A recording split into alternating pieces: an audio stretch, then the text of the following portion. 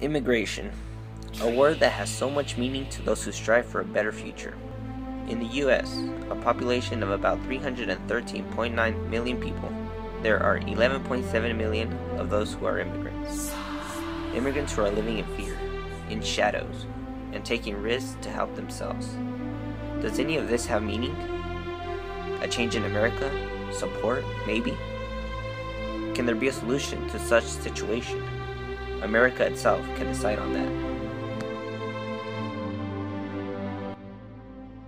Hello, my name is Martin Jimenez, and I, along with my mom and my dad, was born in Mexico.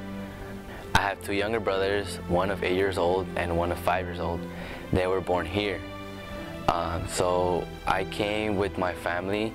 My dad came he came first, and he was working here as a part-time job in the fields. And he went back for my mom, and all three of us crossed together when I was around 5 years old. So we've got, in some cases, husbands and wives separated for 5 or 6 years. Now, how is that good for the United States?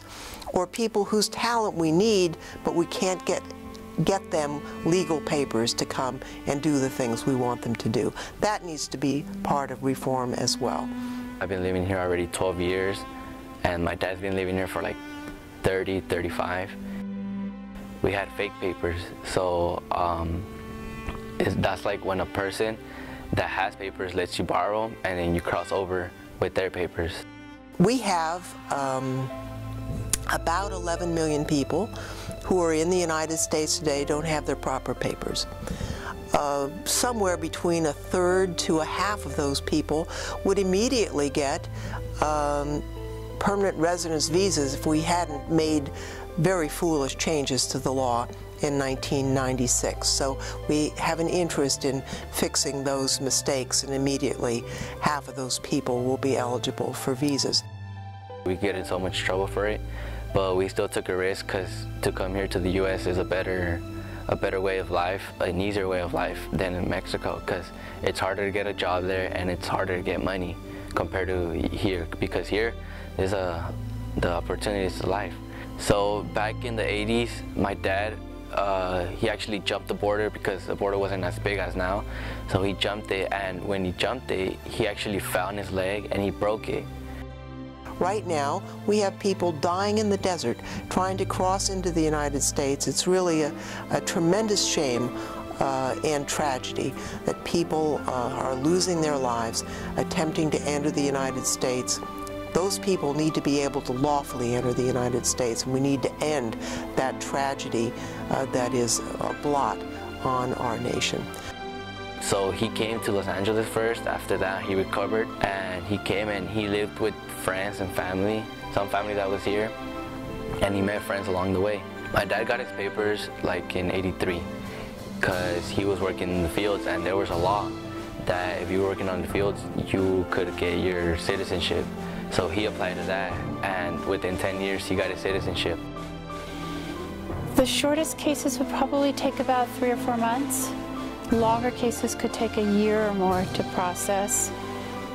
Some cases that are in court could actually take 2 or 3 years, or even more. So it depends on the type of case it is, but it's not quick. It's not going to be like overnight or in a week or two. It's going to be months at least. It's everything from people who are picking our vegetables, who are immigrants, to who are inventing the next new thing in Silicon Valley. Immigrants are very important to the economy of this country, and immigrants help create economic activity. When he came back for us, instead of going back to LA, he went back to San Jose. So we struggled to get a house at first. We had a small family. My dad didn't mind having an apartment. So we got an apartment with my brother of 2 years old, me of 7, my mom, and my dad. All 4 of us lived in an apartment, and we went to apartment to apartment. We went like to 3 apartments. And after that, when the economy was kind of good, we bought a house.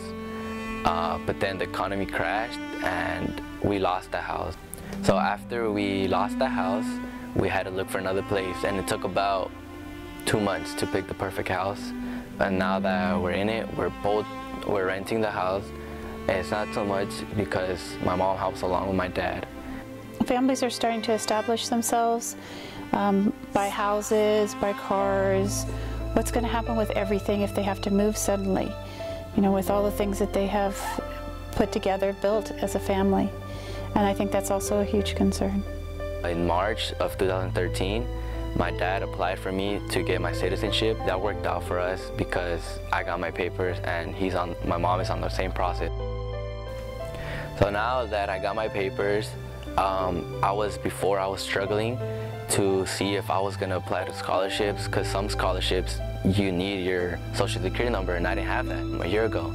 So now that I have that, I'm not as afraid to apply for scholarships as I was before, because I didn't know if I was going to go to college.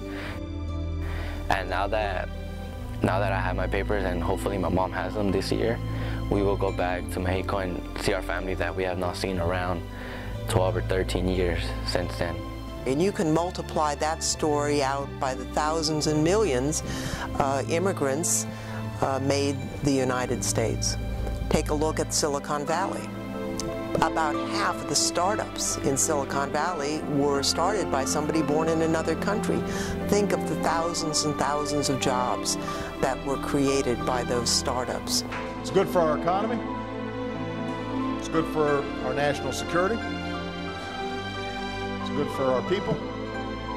And we should do it this year. It is vital that we approach the issue of immigration with a sense of urgency, a spirit of compassion, and a commitment to security. We believe it actually is a wonderful element in resolving this budget and fiscal fight that we have.